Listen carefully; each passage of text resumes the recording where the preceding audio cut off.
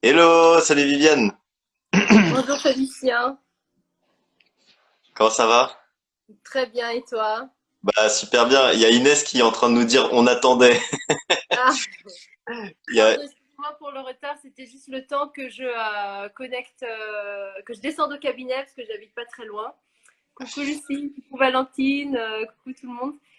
Et voilà, j'habite pas très loin du cabinet. D'ailleurs, je vais vous montrer. Vas-y. On va faire une petite, voilà, donc c'est un petit centre comme ça. Donc ici, il y a une super boulangerie. Voilà, ici. Donc ce logo, en fait, on est dans une région au Chili qui s'appelle Araucanía. Et donc cet arbre, ça représente l'Araucaria. C'est des arbres millénaires. Et c'est pour ça que j'ai choisi ce logo. Et comme vous pouvez voir, en fait, ici, tous les magasins, enfin, tout ont ce petit logo voilà, de Araucaria, de l'arbre qui est emblématique d'ici. Euh, voilà.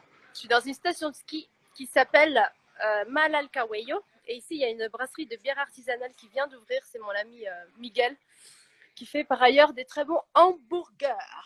Ok, trop bien. J'imagine qu'à la pause midi, tu te retrouves là-bas. Oui, bon, voilà, ça c'est le petit câble. En fait, donc ici, ça marche tout à base de conteneurs. Parce que comme on est essentiellement dans la montagne, donc l'hiver, c'est une station de ski, il fait très froid. Et là, ils viennent de mettre le toit pour qu'il n'y ait pas trop de neige. Et l'été aussi pour que ça fasse pas trop chaud. Là, on est en été, on est à saison inversée parce qu'on est hémisphère sud. Et voilà, donc ça c'est le petit conteneur que moi j'ai transformé en consultation, en cabinet, voilà. Ça c'est un petit arbre d'ici, ça c'est du bois d'ici, enfin voilà, je montre juste la petite euh, Oh, génial. Il y a... j'ai pas pu emmener ma table, j'ai pas pu emmener ma table électrique malheureusement, mais peut-être dans un prochain conteneur en avion, je la ramènerai ou alors j'en achèterai une ici. Enfin voilà, je vois. Et j'ai ma petite blouse de souvenir. Et attends, j'inverse la caméra. Voilà. Trop bien. Yes. T'as eu des commentaires. Il y a Lucille qui a dit tellement magnifique, Inès qui dit trop trop beau. Il y a Christelle qui dit quel environnement de travail et Michel qui dit magnifique. Donc je pense que tout le monde est unanime pour dire que c'est absolument magnifique. Ouais, c'est un beau cadre. C'est vrai que c'est un beau cadre. Le fait que ce soit une station de ski, c'est assez magnifique. On est à peu près à 9 heures de Santiago, direction la Cordillère. Voilà. Ok, incroyable. Et alors ma question, c'est il y a combien d'ostéopathes au kilomètre carré? Attends, j'inverse la caméra. Donc là, à ma connaissance, à 2 heures d'ici, il y a un ostéopathe espagnol qui est installé. Donc en fait ici, à la base c'est un Chilien qui a fait et qui est kiné et ils font des D'accord. spécialités de 2 ans, 3 ans, enfin en fonction des formations qu'ils trouvent à l'étranger. Donc soit Ok. Espagne, soit France, soit même Brésil aussi parfois. Souvent c'est des professeurs européens qui viennent enseigner ou américains ou bref. Et voilà. Mais ici là, l'ostéopathe le plus proche, je pense qu'il est à 2 heures. Ok. Ok. Il a une formation tissulaire. D'accord. Ok. Et tu l'as connu comment? C'est des personnes Ouais, parce qui ont que parlé de lui? il y a des patients qui viennent et qui ont déjà vu des ostéopathes, soit quand ils étaient à l'étranger, soit à Santiago parce qu'il y a des ostéopathes aussi.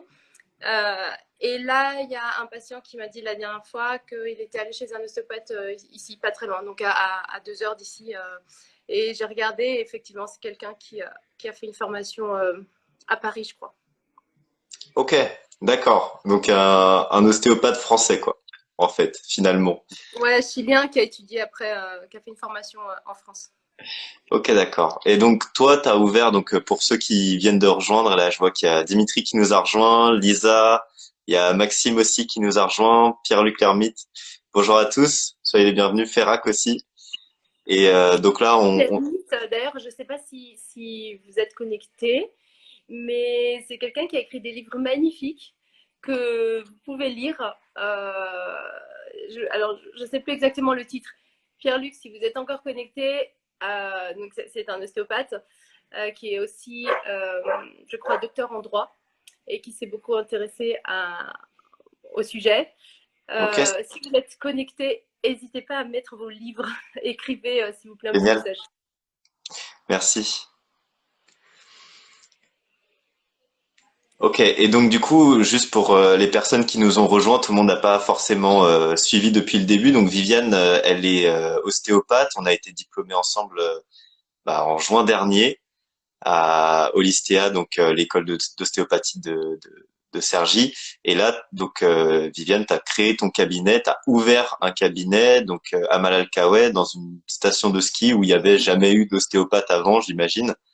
Euh, Comment est-ce que tu as fait pour créer un cabinet comme ça alors qu'il n'y en avait pas? Est-ce que tu as eu peur? Est-ce que tu étais impressionné ou Alors, est-ce que tu t'es dit que ça déjà, allait j'ai être... commencé par mettre, voilà, ça.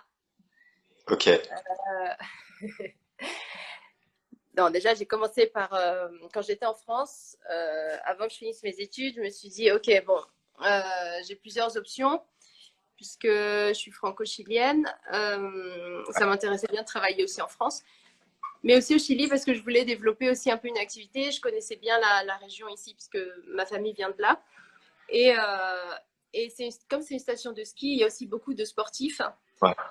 beaucoup même des champions en fait qui à l'année habitent ici, des gens qui sont dans l'équipe nationale de ski, de snowboard, de trekking, Hmm, trail, et qui font des compétitions à l'international et eux à l'année ils habitent ici. Et je les connaissais parce que j'étais déjà venue. Et donc je m'étais dit bon, c'est un bon endroit pour donc études de marché entre guillemets. C'est un bon endroit pour s'installer en tant qu'ostéopathie. Après, je savais que c'est pas connu l'ostéopathie, donc il y ouais. a un gros travail de entre guillemets ce qu'on appelle l'éducation euh, des patients. Je Mhm. dis entre guillemets parce que ce terme il m'a toujours un peu perturbée. Mais donc bon, faire connaître l'ostéopathie tout simplement. Ici il y a pas mal de chiropracteurs.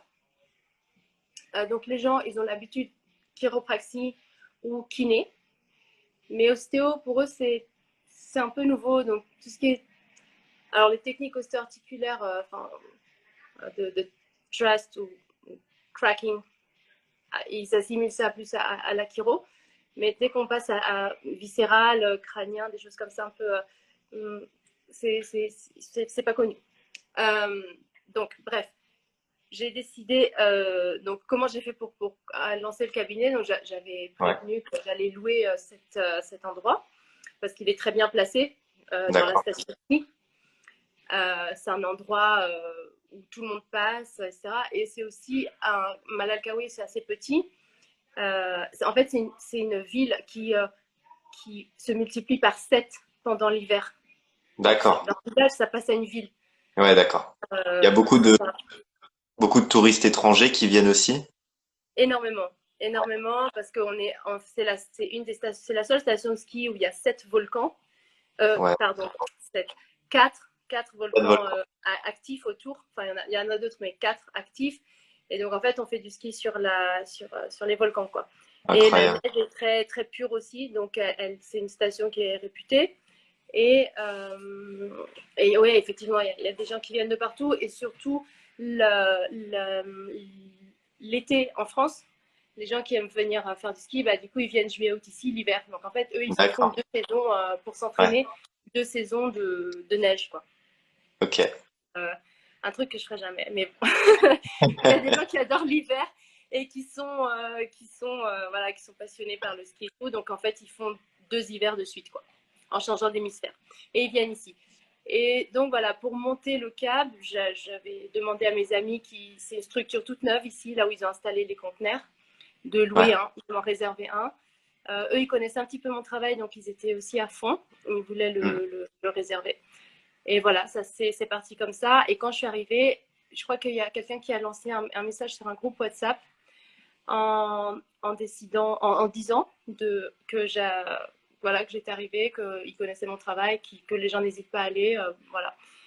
Et en fait, j'ai choisi de ne pas faire de pub, entre guillemets, ni flyer, ni pub Insta, parce que moi j'ai mon Insta personnel, mais je trouve que j'ai toujours trouvé ça un peu suspect, les pubs dans la santé, de dire avant, après.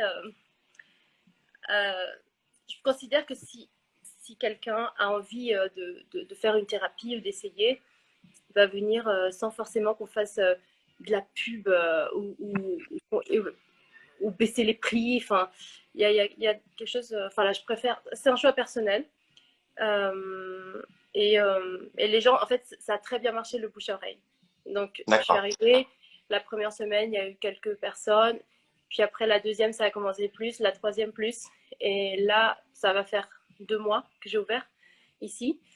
Et ça marche très très bien.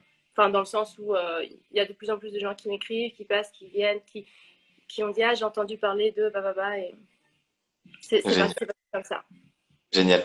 Il y a Laura Sponi qui écrit trop bien d'avoir de tes nouvelles, Viviane, Ouais. et quel bel avenir t'attend ici. Ça Merci. fait super plaisir. Ouais. Merci J'arrive à voir Laura. les commentaires aussi. Ah, tu les as aussi, Par d'accord. contre, Ok. je ne vois pas qui est connecté sur le moment. Alors pour l'instant, il y a Michel, Inès, Lisa, Christelle, Lucille, Maxime et Laura Sponi qui sont avec nous. Et donc, n'hésitez pas si jamais vous avez des questions à poser à Viviane, que ce soit sur son cabinet ou sur la région au Chili où elle est en ce moment. Moi, j'avais un peu des questions à te poser. Du coup, comment est-ce que tu amènes, tu disais le terme éducation, tu l'aimes pas trop, donc apprendre en fait Ouais. l'éducation thérapeutique, c'est expliquer à la personne que tu as en face de toi qu'est-ce que tu fais et comment est-ce que ça marche, qu'est-ce qu'ils peuvent espérer comme résultat aussi, ou pourquoi est-ce qu'ils pourraient venir te voir. Déjà, est-ce que tu peux nous Ah dire ouais. pourquoi est-ce que tu n'aimes pas trop le terme éducation et ensuite est-ce que tu peux nous dire ce que tu fais pour justement véhiculer ton message d'ostéopathe? Alors, il y a plusieurs choses. D'ailleurs, hein, voilà, regarde. Eux, ils font partie de l'éducation principale.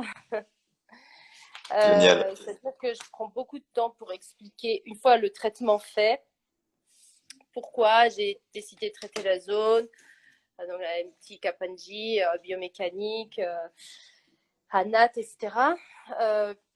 Alors, le terme éducation, c'est personnel.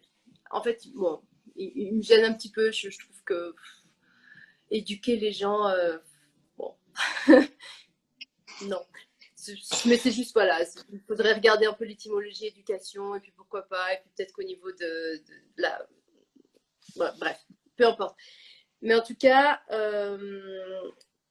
comment j'ai fait pour amener on va dire, pour faire connaître un peu l'ostéopathie. Ouais.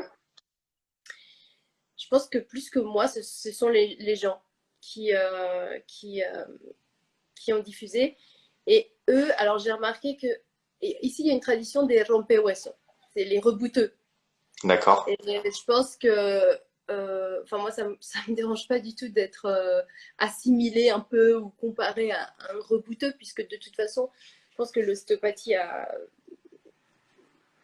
existe depuis longtemps, en quelque sorte, mais pas définie comme ça. Mais il y a toujours eu de la médecine manuelle, des manipulations pour essayer d'améliorer, d'amoindrir les douleurs, d'améliorer les choses, quoi, Mhm. d'améliorer l'état de santé.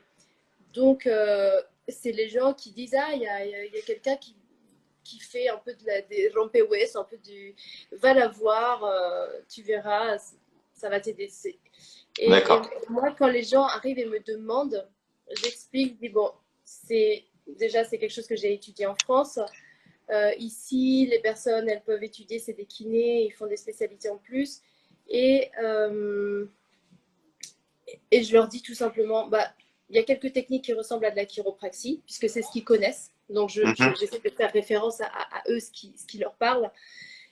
Il y a quelques techniques qui ressemblent à de l'ostéopathie, c'est des techniques qu'on appelle ostéo-articulaires.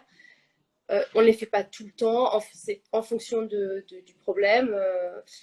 Et il y a d'autres techniques qui ressemblent peut-être un peu plus à ce que peut faire un kiné, du myotensif, des choses comme ça. Et des techniques qui sont plus propres à l'ostéopathie, où on vient regarder. Donc, le fascia, les gens ici connaissent assez bien parce que comme on est à la D'accord. campagne et tout ça, ils ont l'habitude de tuer les animaux pour les manger. Enfin, Ouais. la viande, elle ne s'achète pas forcément au supermarché. Donc, ils ont déjà découpé un animal, ils ont déjà vu ce que c'est des fascias.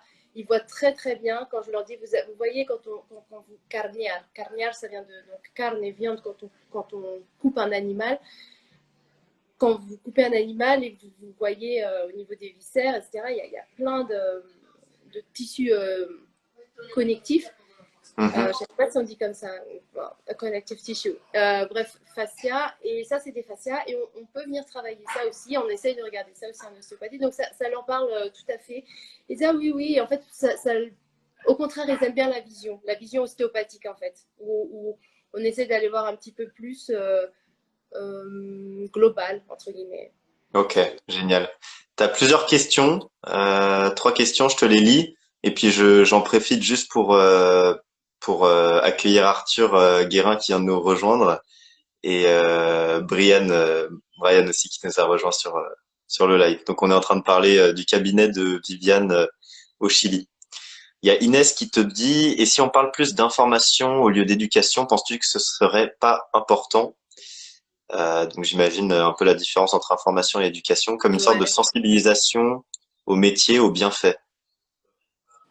Et Oui, je pense que je suis tout à fait d'accord. ouais. Et Si... il y a Michel, il y a pardon. Non, attends, je vais répondre à cette question déjà. Ouais, ok. Je suis tout à fait d'accord par rapport à l'information.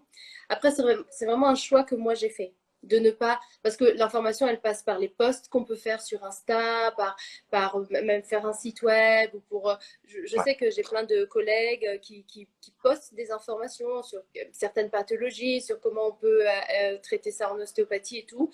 Et j'adore. Franchement, même moi, je suis une grande fan de podcasts de, de choses sur Insta. Je regarde aussi ce que font les autres ostéopathes.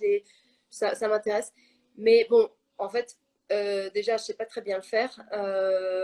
Ça prend aussi du temps de faire des jolis posts, d'expliquer, de chercher les informations correctement. Ça. Donc, c'est juste un choix que j'ai fait de passer par le bouche à oreille. Je me suis dit, bah, si les gens ils sont satisfaits et voilà, bah, ils vont parler et de même ils feront la diffusion. Sachant aussi que c'est une alternative nouvelle ce que je propose Ouais. ici. Parce que kiné, pour aller au kiné, c'est assez loin. Faut aller à la ville, etc. Il y a des kinés D'accord. qui viennent à domicile, mais c'est toujours un peu compliqué. C'est cher aussi. Et sinon, les docteurs, bah, c'est tout de suite à 2 heures de route. Et puis, il faut aller neurologue. Et puis après, il faut attendre. Bon, c'est tout le processus d'attendre des rendez-vous, etc. Et puis, entre-temps, les gens, ils ont quand même mal au dos. Donc, s'il y a une alternative, il y a des gens qui font du Reiki. Il y a pas mal de gens qui font des massages aussi. Bah, donc, ostéo, bah, c'est un truc en plus. Donc, ils prennent. Carrément. Ça répond un peu à la question du coup de Michel qui dit peut-on dire que tu fais de la sensibilisation appliquée et existe-t-il un Doctolib ou équivalent? Alors, sensibilisation appliquée, je ne suis pas sûre de comprendre le terme, mais j'imagine ce que Michel a voulu dire dans la pratique. C'est-à-dire qu'avec chaque personne, j'explique ce que je fais, je parle, pourquoi, comment, et après, eux le diffusent. J'imagine que c'est ça que voulait dire Michel par sensibilisation appliquée. Si c'est pas ça, dites-moi Michel. Et pour la deuxième partie de la question, non, il n'y a pas Doctolib ici. Et donc, eh ben, ils m'envoient, j'ai fait mon WhatsApp D'accord. et ils prennent rendez-vous sur WhatsApp et c'est moi qui fixe les rendez-vous, voilà, en fonction. Ou alors, je reste souvent au cabinet. Mhm. Ah oui, parce que je monte sur les livres et sur le squelette. Voilà, c'est de la sensibilisation appliquée, exactement. J'adore expliquer toujours pourquoi j'ai traité cette zone, etc. Et puis parce que je pense que c'est important pour la personne aussi de visualiser certaines choses pour pouvoir mieux se soigner. Donc je prends le temps dans les consultations de faire ça. Et Oui, donc Doctolib, non, il y a pas Doctolib. Même pour d'autres, pour les autres soins, il n'y a pas Doctolib. J'ai un ami qui est informaticien, qui m'a proposé de me faire un site avec online pour prendre les rendez-vous en ligne. Mais me connaissant,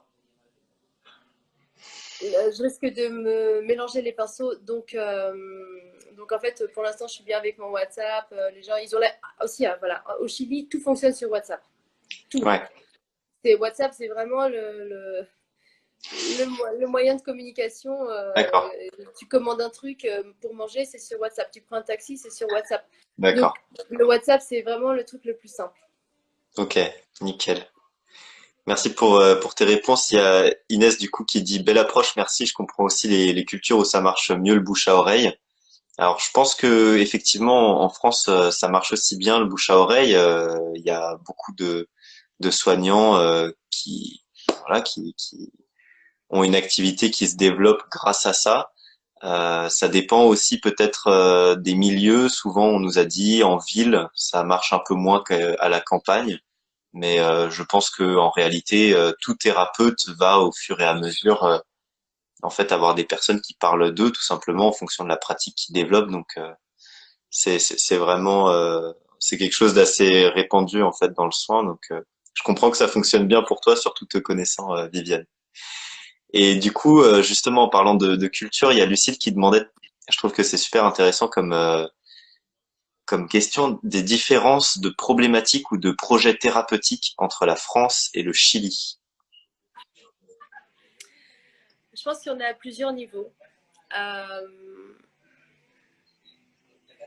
alors, je vais essayer d'aller dans l'ordre. Les problématiques, clairement, c'est pas les mêmes. C'est D'accord. pas les mêmes. Et en même temps, bien sûr, on reste être humain, on retrouve toujours Ouais. un fond commun à l'être humain.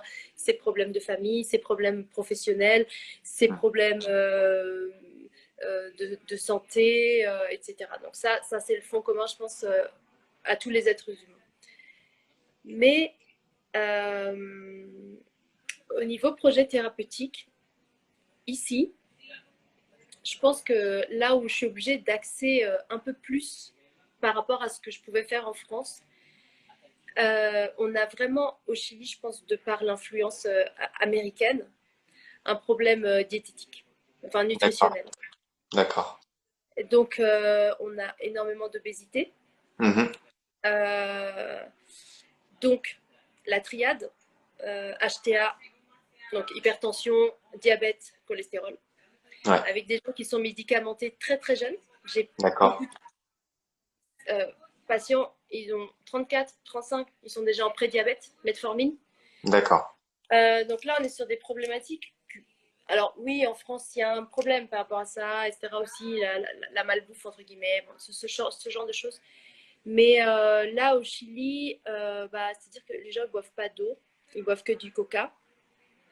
Enfin, voilà, ils mangent énormément de pain qu'on fait à la maison. Donc, Mm, c'est du mm, pain mm. où on rajoute du beurre. Enfin, bref, voilà. Il y a pas cette culture en France où, en fait, les Français ils sont un peu plus ordonnés aussi. Ils mangent à des rythmes, ils ont des horaires un peu plus réguliers pour manger ça. Ici, tu fais le barbecue à 2 heures du matin, tu es en train de cuire la viande, tu manges. Voilà, encore hier, j'étais à un barbecue. À 2 heures, ils avaient encore faim, ils ont remis la viande, les saucisses et tout. On a mangé à 3 heures du matin, quoi. Donc, en fait, à un moment donné, bon, c'est la culture qui est un peu comme ça. Et quand Mm. même, ça se ressent au niveau des problématiques Ouais, carrément. neuropathie. Bon, voilà. Donc ça, à ce niveau-là, j'essaye de voir, de discuter avec la personne. Parce qu'il y a aussi toute une problématique vraiment automatique médicaments. Donc, médicaments pour perdre du D'accord. poids, Ouais. médicaments pour quand on est en prédiabète. Enfin, on s'en sort plus, quoi. Donc, tu as des gens très jeunes qui sont déjà hyper médicamentés. D'accord. Et là, donc, bon, déjà, nous, en ostéo, si on arrive à limiter les antalgiques, les Ouais, anti-inflammatoires, on enlève un petit peu. carrément. Mais il y a aussi ce côté-là Est-ce, dans le projet thérapeutique. ouais. Est-ce que c'est accompagné d'une vision du coup plus basée sur le symptôme ou il y a quand même une approche globale du fait qu'il y ait quand même cette culture du soin aussi, comme tu disais, avec les rebouteux. Est-ce qu'il y a aussi une autre façon de faire le soin ou est-ce qu'on est aussi dans une approche très symptomatique comme en France où le médicament vient répondre aux symptômes? Je dirais qu'il y a deux façons de voir la chose. Euh, Ici, à Malawi, parce qu'il y a beaucoup de sportifs Oui, et aussi les gens qui viennent me voir, c'est parce qu'ils aiment bien l'alternative, d'accord. l'approche sans médicaments, sans... Voilà. Donc, ils sont déjà dans cette démarche.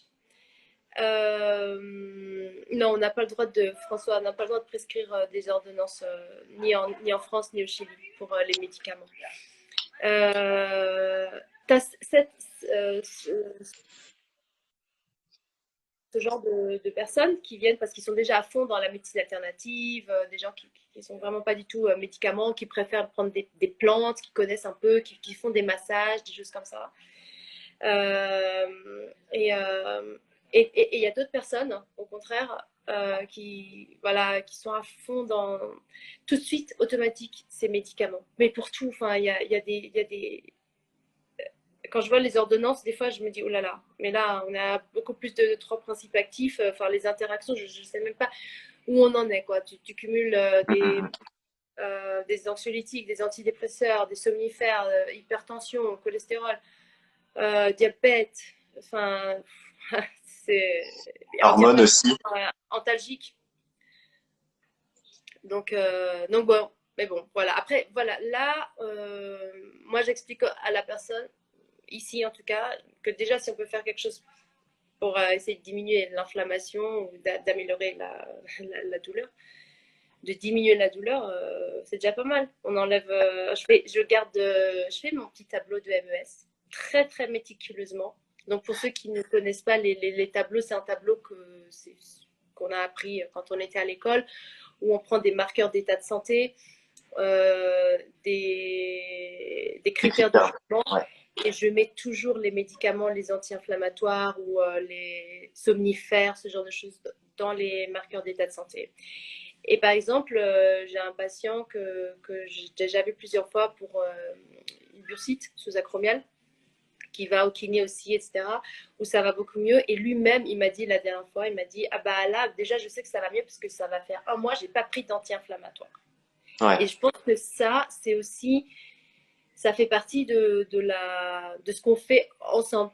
Voilà, de dire, est-ce que vous avez pris des anti-inflammatoires, vous êtes à combien, etc. Et je marque sur mon petit tableau, et après je leur montre, à la séance 1, on était là, à la séance 2, on était là, donc c'est très visuel et c'est très pédagogique, en fait. C'est ça, c'est ça. Et puis ça implique aussi la personne qui se soigne à venir par lui-même s'interroger sur qu'est-ce qui va bien, comment est-ce que ça évolue, comment est-ce qu'on s'en rend compte aussi. Des fois, on a l'impression qu'il y a aucune évolution, alors qu'en réalité, justement, peut-être qu'on a diminué les médicaments, mais on supporte mieux quelque chose qu'avant on Voilà. supportait pas sans médicaments. C'est que la personne, elle me disait, et il y a eu plusieurs personnes déjà qui m'ont dit, bah, en fait, maintenant, j'essaie de plus prendre d'anti-inflammatoires parce que, comme vous m'avez expliqué que ça peut au contraire masquer la douleur et que je peux peut-être même me faire plus mal si jamais, enfin, ça dépend des cas, bien sûr. Mais voilà, ils essayent de limiter, améliorer l'hydratation aussi, des choses très Ouais. simples, très basiques. Mm, mm, Et, mm. euh, et franchement, je pense que c'est dû. Ça fait partie là, de l'information qu'on peut donner aux patients, de faire le tableau avec les marqueurs d'état de santé, ou en fait, c'est son petit moment de la semaine où il prend conscience de voilà, combien de médicaments il a pris, est-ce que ça lui a été vraiment utile. Parce que moi, je demande toujours, est-ce que, ok, vous avez pris je sais pas, un anti-inflammatoire, et est-ce que ça a soulagé? Et des fois, ils me disent, bah non, même pas en fait. Donc, on Mm, va continuer à le prendre dans ce cas-là.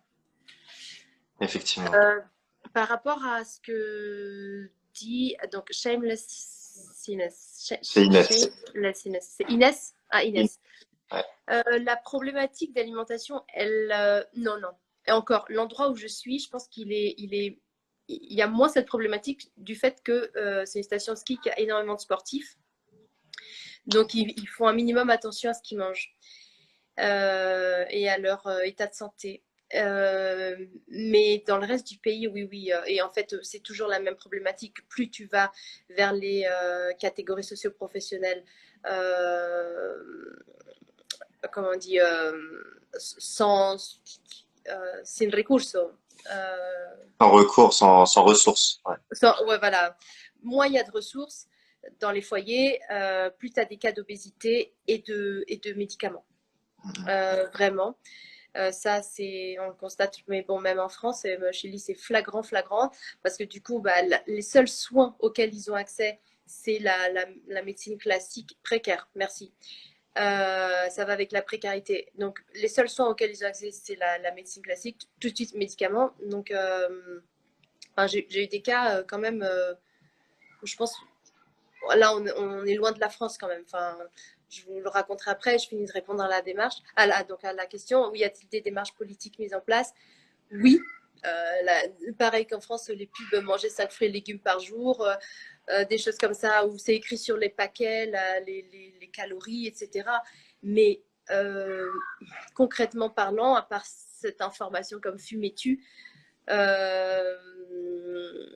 non, pas vraiment, parce que y a c'est pas, y a pas de, y a pas, les gens, ils n'ont pas forcément accès à des médecines alternatives. On est loin, loin au Chili Ouais. de pouvoir reconnaître, par exemple, faire reconnaître l'ostéopathie, ne serait-ce que par des systèmes de mutuelles ou des choses comme ça.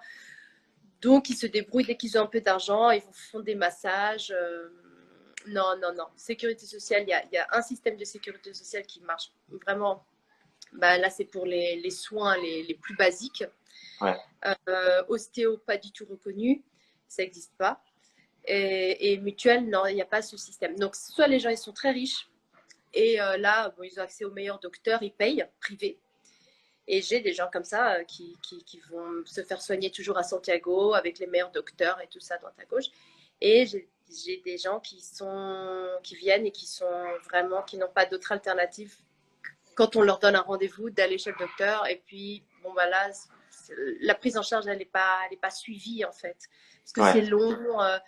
Enfin, j'ai eu un cas assez dramatique d'une patiente. Elle venait pour une histoire de tachycardie à la base. Mais bon, en faisant l'anamnèse, etc., elle a eu une grossesse. Elle a perdu. Donc, le bébé est mort intra-hétéro. Et ils ont mis 1 mois et demi à le lui retirer parce qu'il ne donnait pas de rendez-vous avant en gynécologie.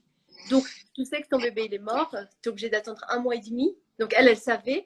Et quand elle me racontait l'histoire, c'était dramatique. Elle me disait non, mais au bout de 1 mois et demi, quand ils ont retiré, ça puait, c'était horrible. Enfin, quand elle me racontait, moi, je me suis dit, ah ouais, là, quand même, au Chili, il y a Ouais, une c'est, médecine à deux vitesses, en fait. ouais, À deux vitesses. vraiment. Quand tu as C'est beaucoup horrible. d'argent, tout de suite, tu vas à la médecine, à la clinique privée, tout ça, bim, on te fait. Soit tu n'as pas d'argent, tu attends qu'on t'appelle, tu as le temps de mourir avant qu'on t'appelle, quoi, vraiment. Hmm. Ok. Donc, ce Donc, que font les familles, c'est qu'ils s'endettent quand il y a un problème grave. ouais. Ou un monsieur qui a eu un accident vasculaire cérébral, là, que j'ai connu aussi, ils ont vendu la maison, ils ont vendu la voiture et tout pour faire l'intervention qu'il fallait faire. Et c'est les familles qui prennent en charge ça, en fait, quand ils peuvent. Hmm, hmm, hmm. Donc beaucoup de changements en tout cas entre la France et le Chili. Toi, tu as une posture en fait où finalement tu dois beaucoup assurer, tu as une grande responsabilité parce que tu vois des Ouais, personnes qui n'ont pas l'habitude de voir des médecins fréquemment. Tu me disais que tu vois des personnes qui viennent de loin dans la campagne pour venir te voir, donc c'est des personnes qui ouais. sont pas en lien avec la santé au quotidien. Comment est-ce que tu gères ça? Est-ce que tu dois particulièrement creuser? Donc tu as dit le mot anamnèse, c'est donc le fait de faire l'histoire du patient, son histoire médicale et faire la recherche des différents symptômes, des différentes problématiques qui peuvent émerger dans sa santé. Est-ce que du coup, tu as une façon de travailler en tant qu'ostéopathe qui est différente qu'en France? Est-ce que tu prends plus de temps? Est-ce que Ouais. Alors, attends, pardon, je suis en train de chercher mon chargeur parce que mon portable commence à se décharger. Mais d'accord, évidemment que l'anamnèse, elle est creusée à max. Parce qu'en fait, je me dis, cette personne qui vient me voir, si je la laisse partir comme ça et que qu'il y a un truc que j'ai pas saisi, elle va pas voir le médecin tout de suite. Donc, on va en avoir pour un. Bon, déjà, c'est un risque. Et moi, j'aimerais pas laisser passer des choses. Donc, ouais, évidemment, l'anamnèse, je la creuse. Voilà, là, en sémio, assez, assez intensément. Donc tout ORL, DIGE, cardio, pulmo, j'essaie de tout voir. Mhm. Et après, je me dis, bon, alors là, si en ostéo, on ne peut pas faire grand-chose, au moins, je peux l'inciter vraiment grandement, lui dire, là, il y a tel problème, moi, je pense qu'il y a ça, qu'il faudrait investiguer un peu plus, essayer quand même vraiment de voir, etc. Parce que on est... ouais, je sais que là, le temps de la prise du rendez-vous, ça va pas être immédiat. Enfin, ça dépend de Ouais. la personne. C'est une personne où je sais que elle vient d'un milieu aisé, etc. Elle aura très rapidement accès.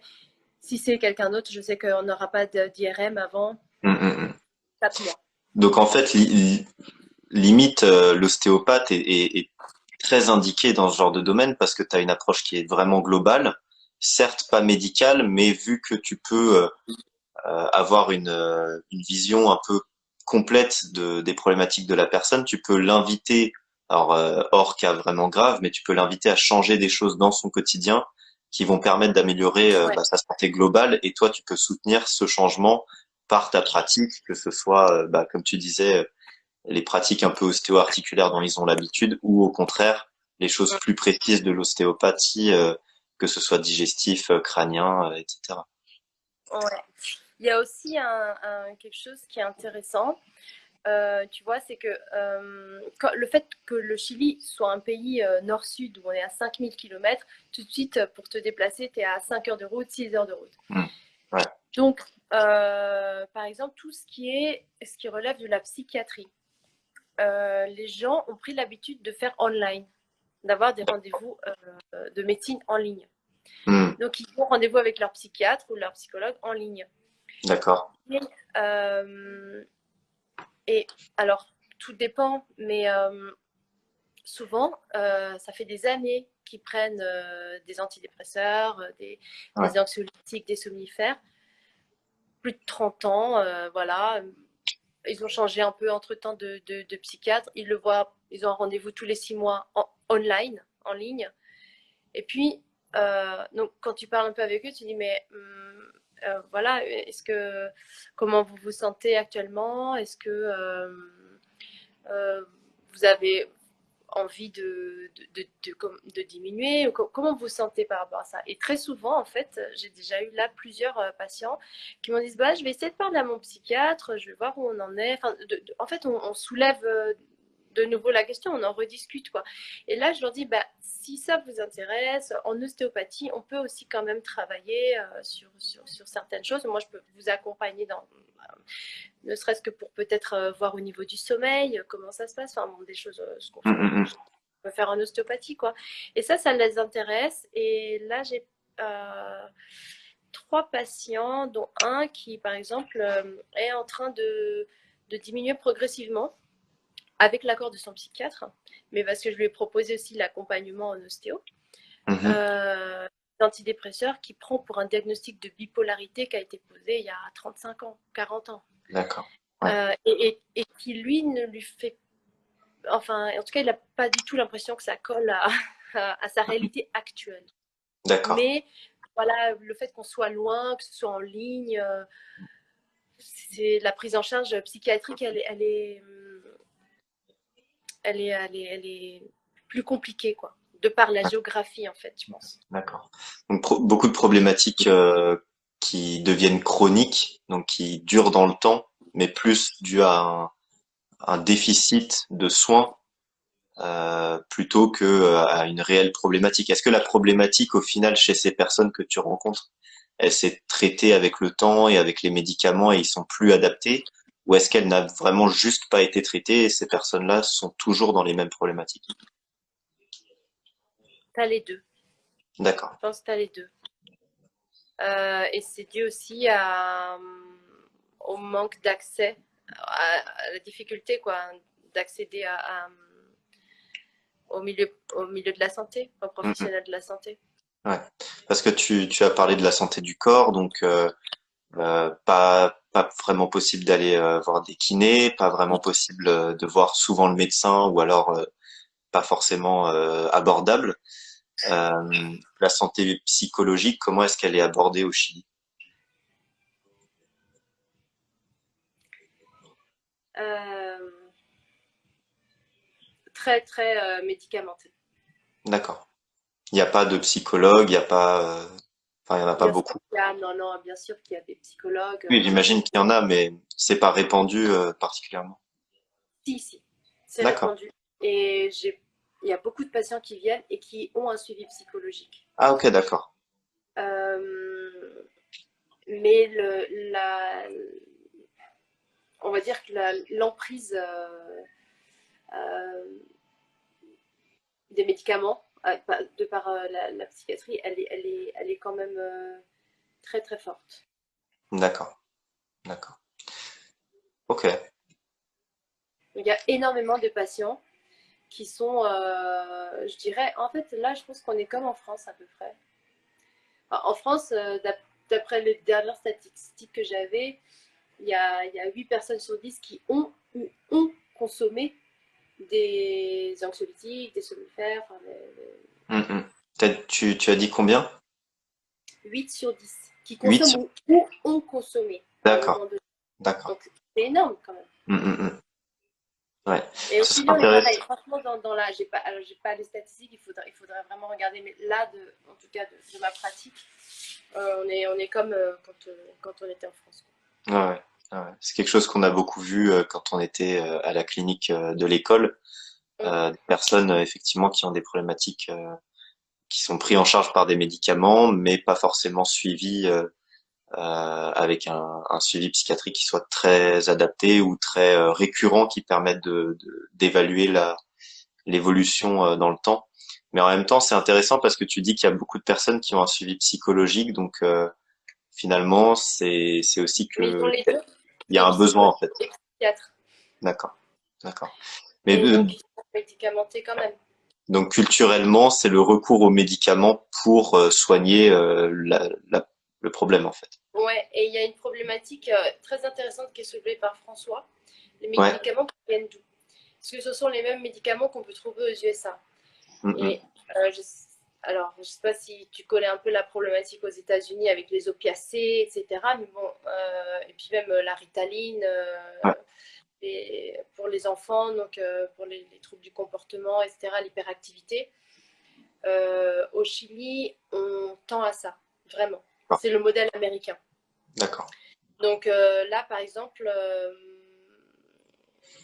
j'ai eu 3 enfants qui sont sous Ritaline. D'accord. Hyperactivité, problème de déficit d'attention, enfin bref.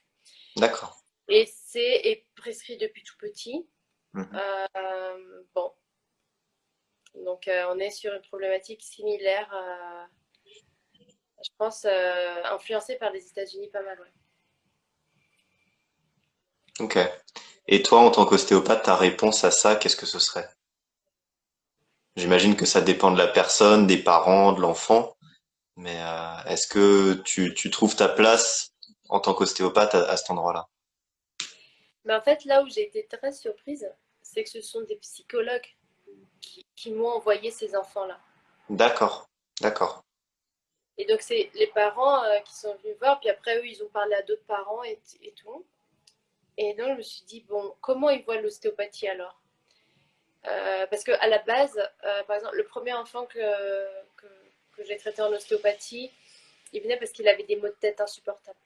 D'accord. Et il venait de recommencer son traitement avec. Il y avait plusieurs choses, hyperactivité, etc. Et puis, et c'est la psychologue qui lui a dit bah, je connais une ostéopathe qui peut peut-être aider pour. Voilà. Donc là, voilà, tu discutes, il y a les parents qui viennent. Et après, bon, je pense qu'après, c'est comme en France, c'est comment tu te positionnes par rapport au, à, au, au, au, diagnostic psychiatrique, à la médicamentation, à l'environnement avec les parents, et puis au suivi, et ce que toi, tu peux proposer pour essayer de Mhm. soulager un peu, que ce soit les parents aussi, parce que en fait, souvent, c'est quand ils te disent, en fait, nous, on ne sait pas quoi faire quand notre enfant a fait une crise. Ouais. Il est là, il se tape la tête contre les murs, il veut taper tout le monde. Il y a des frères, des sœurs. Et en fait, c'est les premiers à ne pas arriver à gérer, quoi. Donc, Ils ont besoin de soutien eux aussi. ouais, c'est ça, c'est ça. Et c'est là où c'est important de parler avec eux parce que souvent, ils n'ont même pas conscience qu'eux aussi, ils ont droit à un soutien. Et il y a une maman qui m'a dit, mais en fait, on m'avait jamais expliqué ça comme ça. Voilà, des choses simples qu'on peut mettre en place avec des outils ostéopathiques, mais Ouais. quand il y a des crises, ou enfin, bref.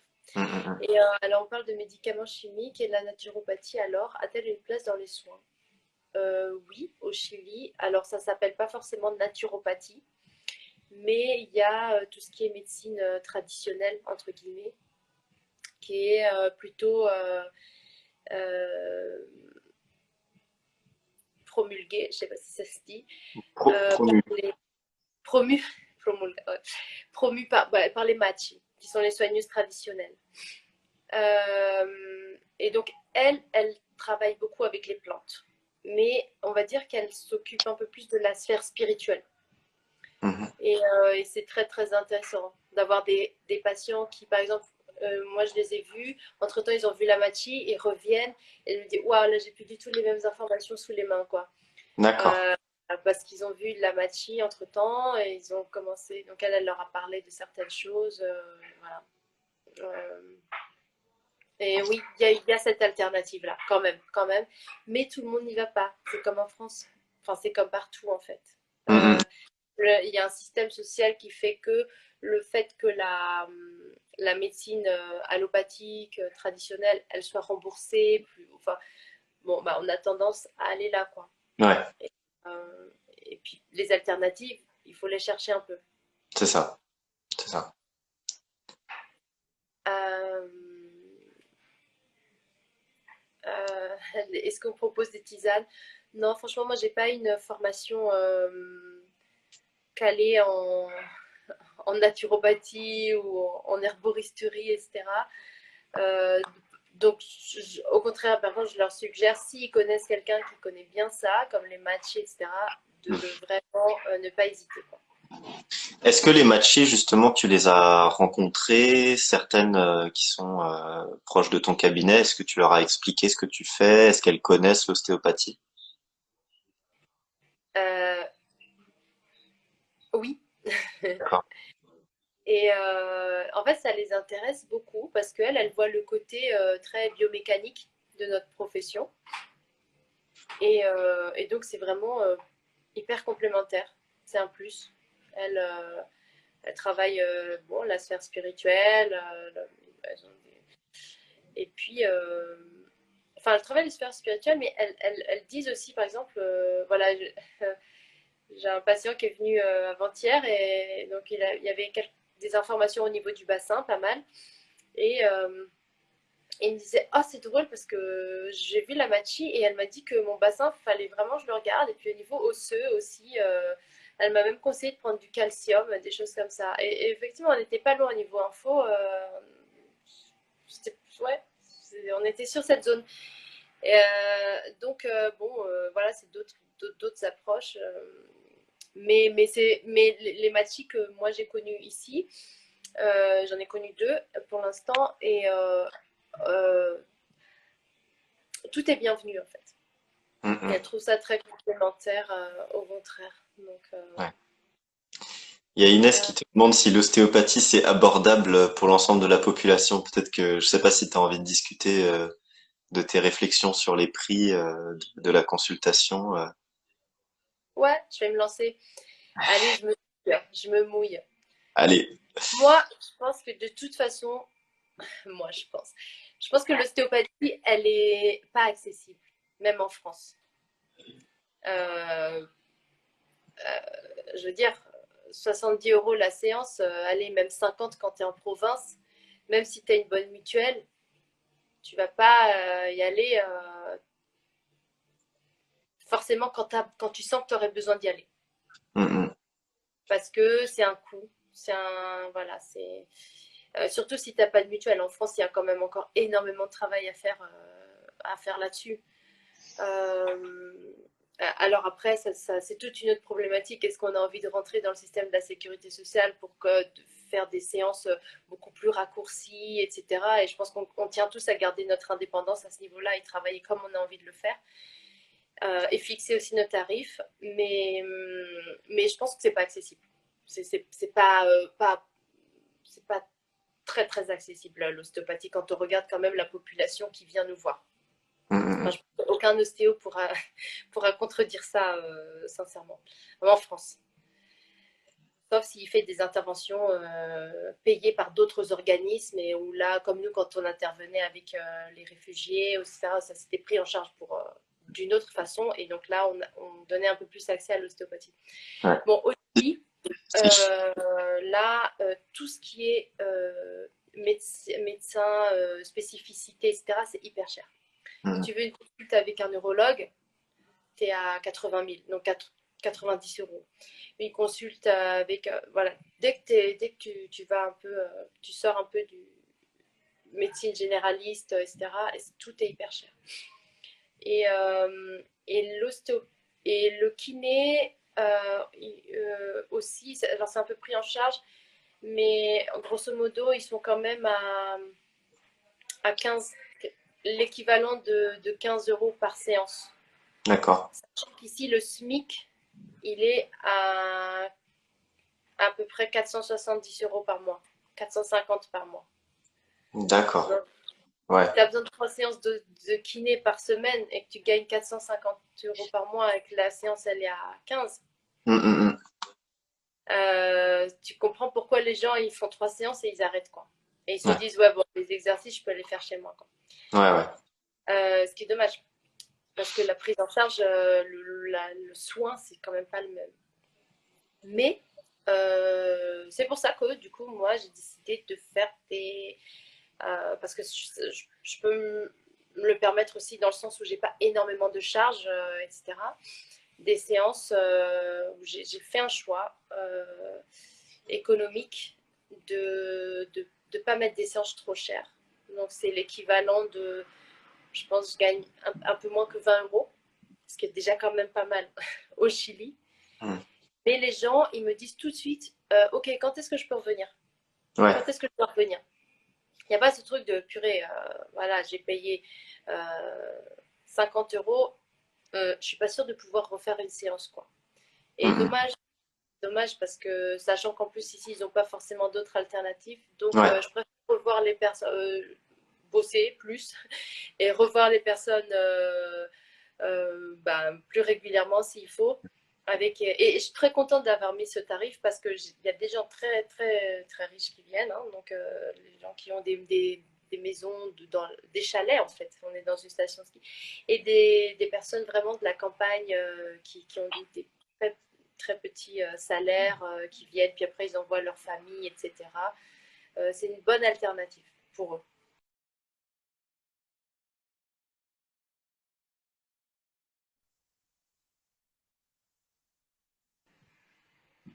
Allô.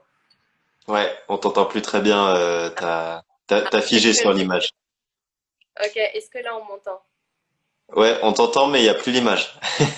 Ah bon? D'accord. Ouais, on a, Euh, ah, est-ce que ça va revenir. Ouais. ça va revenir? Ouais, parce que moi, c'est revenu chez moi. Mm, mm. Euh, alors, C'est, si je peux me permettre juste deux petites choses par rapport au fait que l'ostéopathie n'est pas abordable, c'est une de nos envies chez Lieusaint, justement, une de nos missions en fait chez Lieusaint, c'est de rendre le soin plus abordable. Donc on a vraiment deux branches. On a une branche en ligne qui va permettre justement aux soignants de s'améliorer dans leur pratique, dans une vision vraiment pluridisciplinaire, donc avec du lien entre les différentes professions, différents thérapeutes, pour qu'on puisse justement aussi améliorer la prise en charge des patients en sachant mieux comment renvoyer un patient vers un autre thérapeute, connaître mieux les pratiques des autres et puis continuer à se former.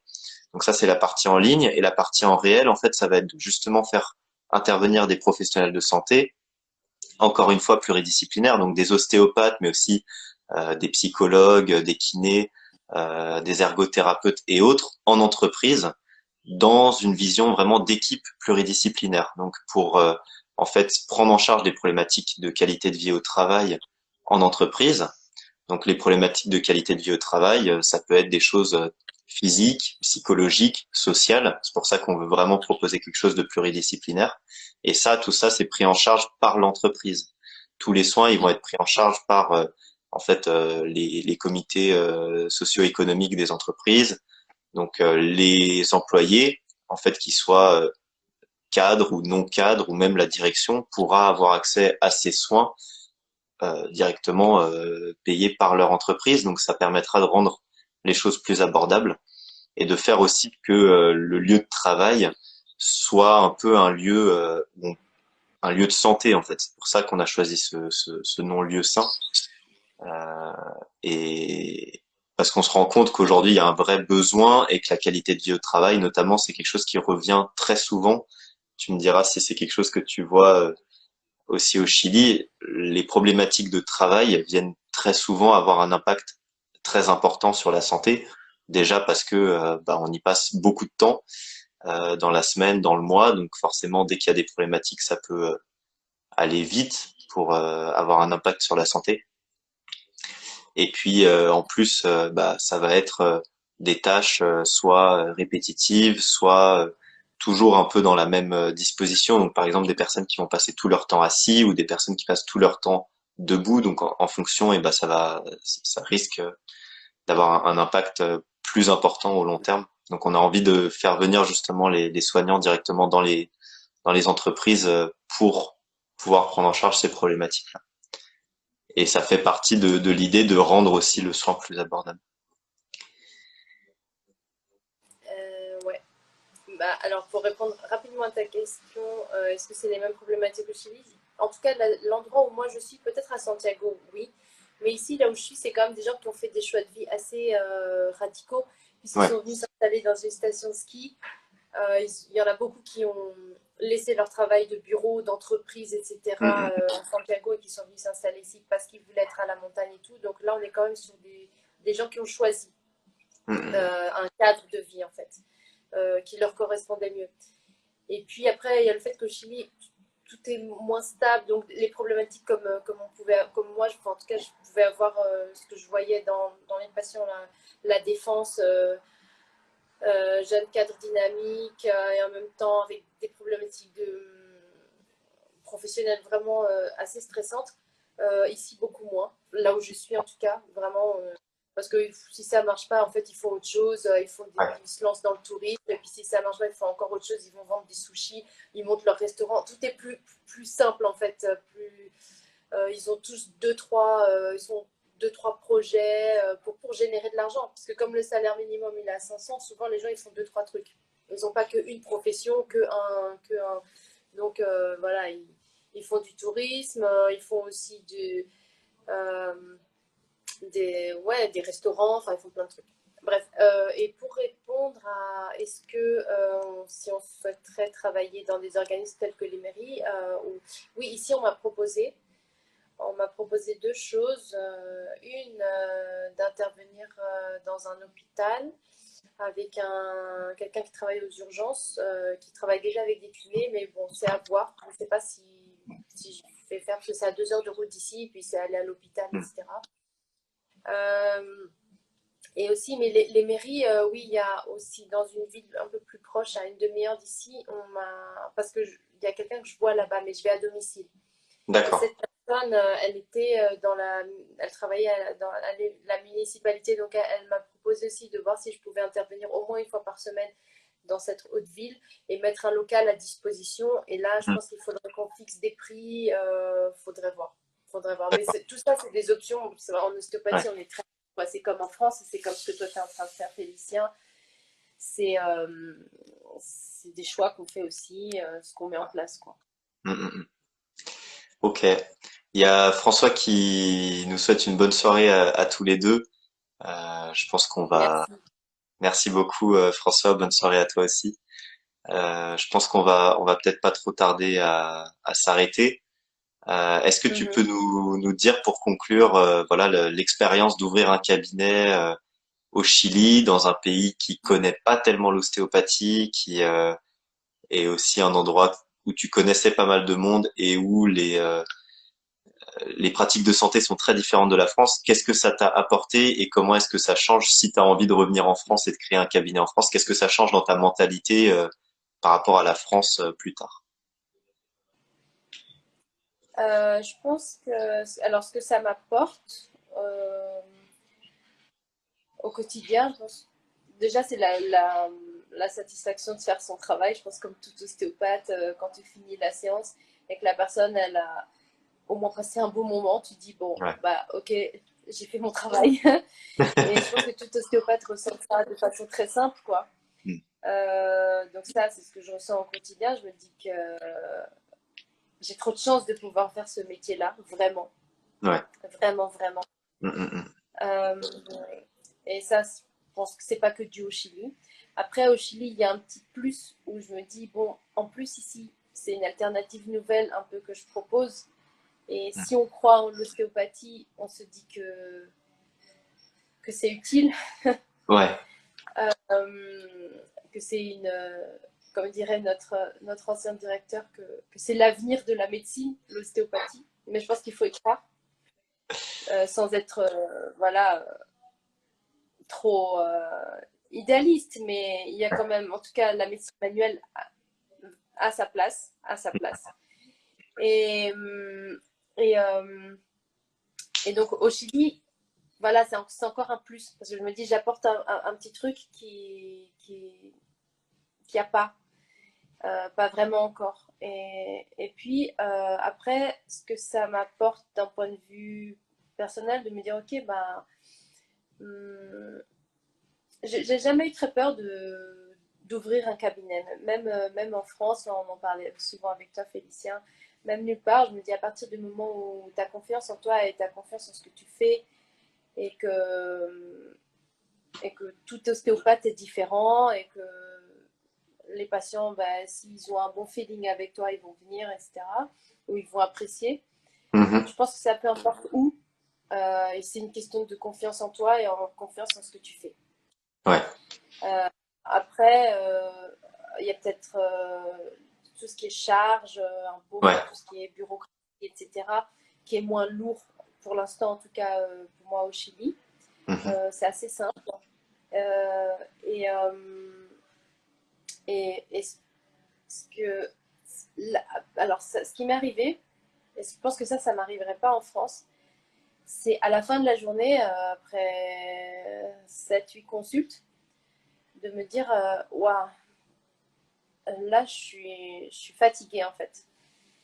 Mais pas physiquement. Et je pense que c'est parce que à chaque patient, comme c'est nouveau, j'ai tout ce travail à faire et expliquer, expliquer, expliquer, Mm. expliquer beaucoup. Et ça, en France, les gens, ils ont mal à la tête, ils cliquent Doctolib, ostéopathe. T'as pas ce travail, enfin, beaucoup moins, on va dire. Même si tout le Ouais. monde connaît l'ostéopathie, c'est quand même rentré plus dans les mœurs. Et t'as pas à expliquer, alors voilà, moi je travaille comme ci, je travaille comme ça, je vais faire telle technique parce que comme ci, comme ça. Euh, bon, et ça, c'est quelque chose qui me prend beaucoup d'énergie. En fait, en plus du soin thérapeutique, c'est la communication, en fait, Ouais. l'information ou l'éducation, comme on veut, qu'importe. Parce qu'à chaque séance, bah, je prends du temps. Et voilà. Et mes séances, elles durent 1 heure et quart quand c'est la première fois. Quand c'est la première fois, minimum.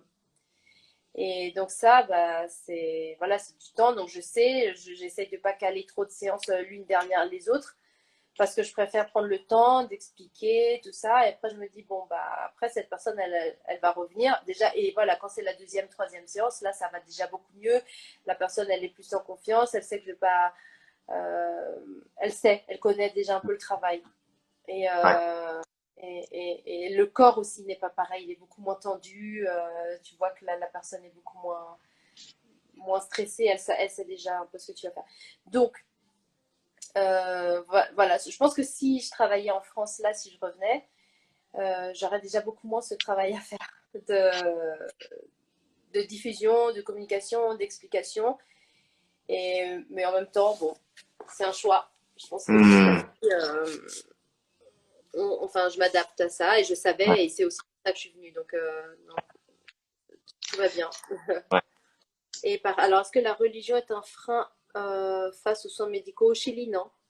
C'est une culture chrétienne majoritairement, voire athée.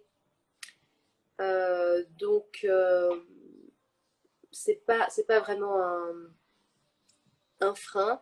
Et Mm. est-ce que les gens préfèrent faire confiance à leur foi plutôt qu'à la médecine? Non. Ils ont la foi, il y a beaucoup de gens qui ont la foi, mais ils vont quand même aller voir un médecin. Ils ne sont pas à ce niveau de dire non, non, bah, D'accord. les sons, c'est pas Mm. grave. Et C'est déjà pas bon. tu parlais des matchis. Est-ce que c'est pris comme une alternative ou quelque chose de mieux par certaines personnes peut-être? Oui, oui, bien sûr, mais les machis, elles vont jamais te dire de ne pas aller chez le médecin.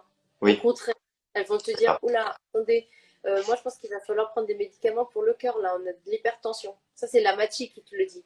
Donc on est loin du cliché, oulala, on va faire des trucs de marabout. Non, non, non, non. La machi, en fait, c'est la première qui va te dire d'aller chez le médecin. Hmm. Quand elle sent qu'il faut y aller, quoi. Donc c'est pas un frein à ce niveau-là. Enfin, en tout cas, au Ok. Chili, non. Ok. Eh ben merci beaucoup. Je vois il y a Ambre, The Aladdin. Je sais pas si c'est un pseudo ou un prénom. Aladdin, c'est un ami à moi. Aladdin, enchanté, qui nous ont rejoint. On est un peu à la fin. On aura l'occasion de refaire des lives. En tout cas, c'est sur Lieu 5. Ce sera tous les dimanches avec Viviane. J'espère qu'on pourra se revoir bientôt en live. Ce serait sympa. Salut Ouais. Ambre. Et donc on a discuté là pendant une petite heure de l'ouverture de son cabinet au Chili, dans un cadre qui est absolument magnifique qu'elle est en train de vous montrer juste dans une station de ski en face d'un volcan. Est-ce qu'on voit le volcan d'ici? Euh, ¿Se ve el volcán de acá? Allá, pero es que si voy allá no voy a tener red. Ah, espérate. Alors, attends. Peut-être qu'en montant ici, en escaladant. Es que si voy allá no voy a tener red. Il y en a un, parce que il y en a quatre. Mais il y en a un qui...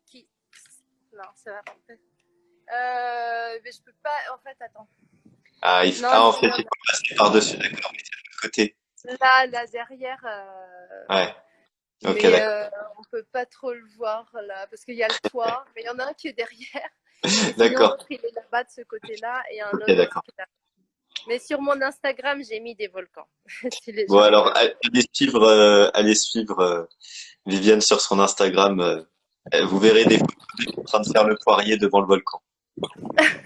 Et elle, c'est la boulangerie de mes amis qui vendent du super délicieux pain.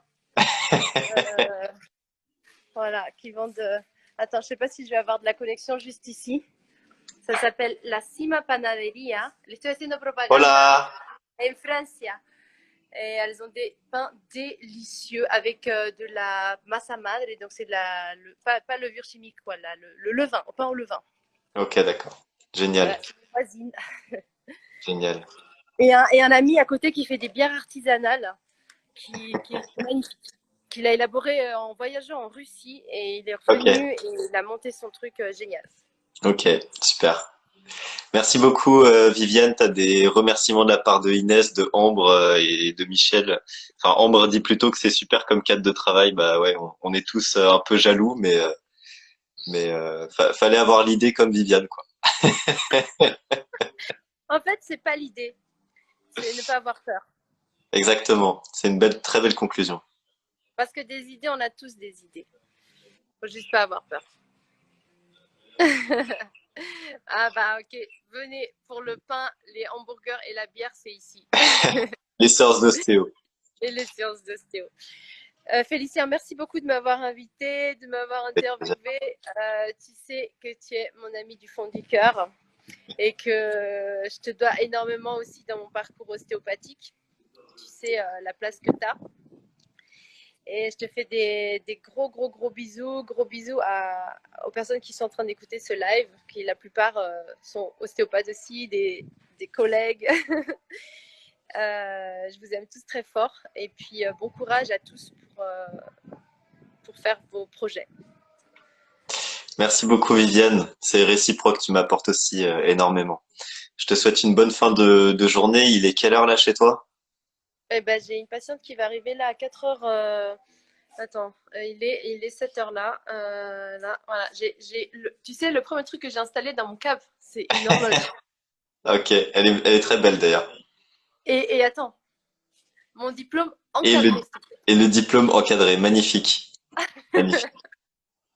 Bon, après, ça, c'est une obligation au Chili de mettre ton diplôme.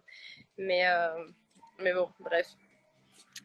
Euh, je Et te bah fais des bonne, gros gros bisous. ouais, bonne fin de journée à toi. Bon courage pour la fin de la journée de travail. Il y a des gens qui sont en train de nous rejoindre. Écoutez, Céline et Vania, il faudra nous rejoindre dimanche prochain pour un live sur Lieu Saint et je vous annonce dès qu'on en refait un avec Viviane, ce sera avec grand plaisir. Bonne soirée Viviane.